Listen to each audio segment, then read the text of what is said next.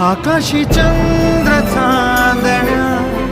तोडून मी आणल्या, मनाचा पाळणा करू